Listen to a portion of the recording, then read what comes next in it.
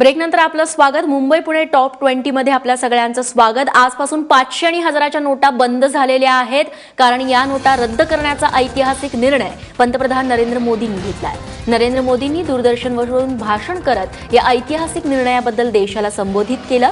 10 November ते 30 डिसेंबरपर्यंत तुम्हाला बँक आणि पोस्टात 500 आणि 1000च्या नोटा बदलता येणार आहेत. मात्र हॉस्पिटल, रेल्वे, बस आणि विमान तिकिटासारख्या महत्त्वाच्या कारणांसाठी गुरुवारी मध्यरात्रीपर्यंत 500 आणि 1000च्या नोटा वापरता येणार आहेत.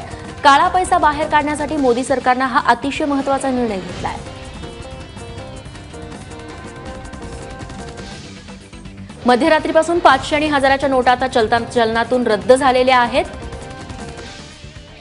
10 नोव्हेंबर ते 30 डिसेंबरपर्यंत बँक आणि पोस्टात तुम्ही या 500 आणि 1000च्या नोटा बदलून घेऊ शकता. 10 नोव्हेंबर ते 24 नोव्हेंबरपर्यंत फक्त 4000च्या रुपयात ज्या नोटा आहेत त्या 4000 रुपयांपर्यंत तुम्हाला बदलून मिळू शकतात एका वेळेस. आणि बदलण्यात येणाऱ्या नोटांच्या रकमेत टप्प्याटप्प्यानं पुढे वाढही केली जाणार आहे. नोटा बदलताना पॅन कार्ड, आधार कार्ड आणि तत्सम शासकीय ओळखपत्र दाखवणं मात्र तुम्हाला गरजेचं असणार आहे. 9 नोव्हेंबर आणि 10 नोव्हेंबरला अनेक ठिकाणी एटीएम सेवा बंद राहणार आहे, याची नोंद घ्यावी. सुरुवातीच्या दिवसांसाठी एटीएम मधून फक्त 2000 रुपये काढण्याची मुभा देण्यात आलेली आहे. 30 डिसेंबर नंतर रिझर्व्ह बँकेत प्रतिज्ञापत्र तुम्हाला सादर करावं लागेल जर तुम्हाला 500 आणि 1000च्या नोटा 30 डिसेंबर नंतर बदलायच्या असतील तर.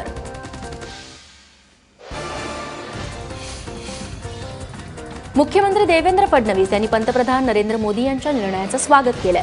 त्याचबरोबर लोकांनी घाबरून जाण्याची गरज नसल्याचं देखील मुख्यमंत्री म्हणाले. सामान्य माणसाने या निर्णयाच्या पाठीशी उभं राहिलं पाहिजे.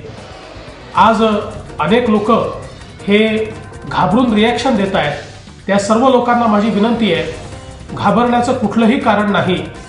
जेवढा कायदेशीररित्या आपण कमावलेला पैसा आहे तो सगळा पैसा सुरक्षित आहे. तो पैसा कुठेही वाया जाणार नाही आहे. त्या सगळ्या नोटा आपण बँकेत जाऊन बदलून घेऊ शकतो. या निर्णयामुळे अडचणीत येतील ते केवळ ज्यांच्याजवळ काळा पैसा आहे ते. मध्यरात्रीपासून 500 आणि 1000च्या नोटा चलनात येणार नाहीत अशी मोदींनी घोषणा केली आणि त्यानंतर पैसे काढण्यासाठी देशभरातल्या एटीएम बाहेर लांबच लांब रांगा लागल्याचं चित्र बघायला मिळतंय.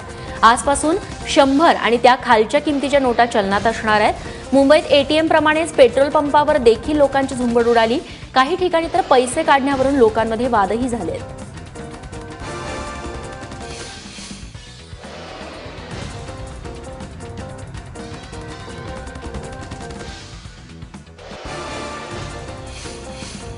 आहे एटीएम मधून मी सध्या नोटा काढण्यासाठी आलो होतो इथे, परंतु पैसे संपले आहे एटीएम मधून. आता काय करणार?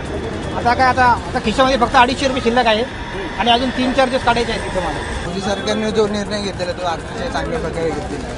म्हणजे जो आपल्या देशाचा जो काळा पैसा आहे तो बाहेर निघणे निश्चित आहे. त्यामुळे त्यांनी चांगला निर्णय घेतलेला आहे. फक्त एवढं सरकारला एवढं सांगणं होतं की ॲटलीस्ट एक दिवस तरी अगोदर सांगायला पाहिजे होतं. नोटांसंदर्भातल्या मोदींच्या निर्णयानंतर मुंबईत मेडिकलच्या दुकानांवर देखील लोकांची गर्दी बघायला मिळाली.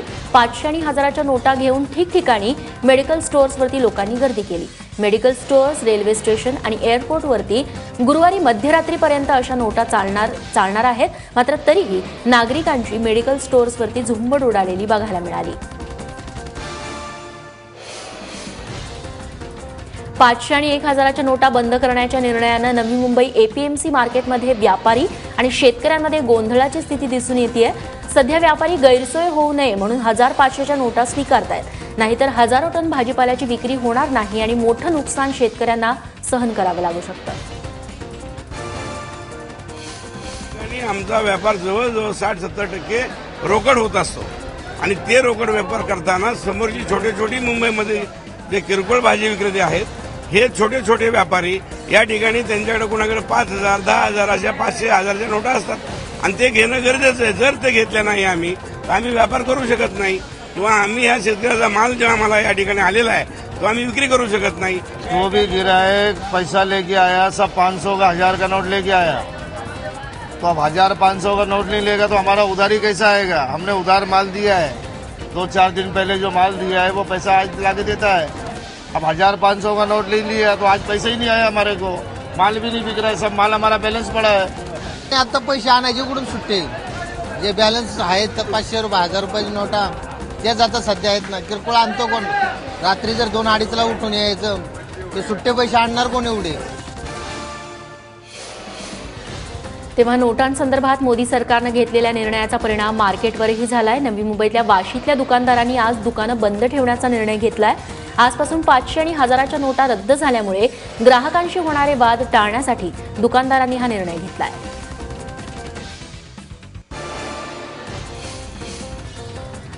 दरम्यान 500 आणि 1000च्या नोटा बंद करण्याचा मोदींचा निर्णय धाडसी आणि योग्य असल्याचं मत अर्थतज्ञ अनिल बोकील यांनी व्यक्त केलंय।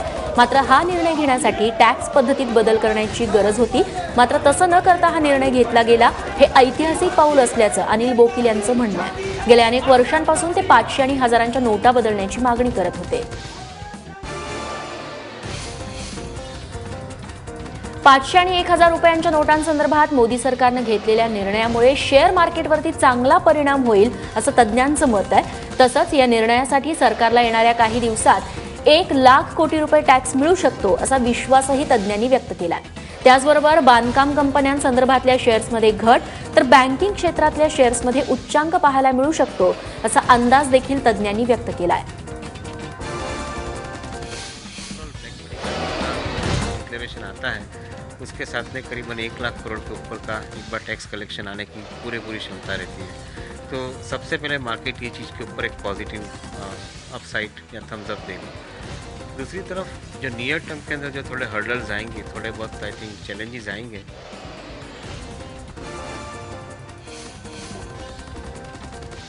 दरम्यान पंतप्रधान आवास योजनेअंतर्गत 3612 कोटी रुपयांच्या कमी किमतीतल्या गृहप्रकल्पांच्या निविदा रद्द करण्याची घोषणा प्रकाश मेहता यांनी केली आहे। निविदा प्रक्रियेतील अनियमिततेमुळे काही खास कंत्राटदारांनाच याचा लाभ मिळत असल्याचं लक्षात आलं। त्यामुळे संभाव्य वाद टाळण्यासाठी संपूर्ण प्रक्रिया नव्यानं राबवणार असल्याचं गृहनिर्माण मंत्री प्रकाश मेहता यांनी सांगितलं। प्रत्यक्ष कामाला सुरुवात करणार तेव्हा भरलेला टेंडरिंगची रक्कम आणि आताची टेंडरिंगची रक्कम याच्यामध्ये बदल होऊन शासनाचं आर्थिक नुकसान होणार असेल तर अशा सगळे कॉन्ट्रॅक्ट रद्द करण्यात यावे।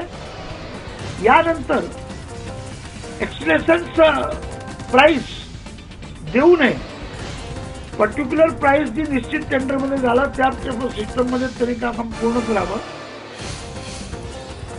रेल्वे प्रवाशांच्या तीव्र विरोधानंतर रेल्वे स्थानकावरील प्रसाधनगृहासाठी आकारण्यात येणारं शुल्क रद्द करण्यात आलंय। मध्य रेल्वेच्या 12 रेल्वे स्थानकांवरती प्रसाधनगृहासाठी पैसे आकारायला सुरुवात झाल्यामुळे प्रवाशांनी नाराजी व्यक्त केली होती। मोफत वायफाय पुरवणारं रेल्वे प्रशासन लघुशंकीसारख्या मूलभूत गोष्टींसाठी पैसे का घेतं असा संतप्त सवाल प्रवाशांनी उपस्थित केला होता। याच कारणावरून सीएसटी रेल्वे स्थानकावरती प्रवाशांनी गोंधळ देखील घातला होता।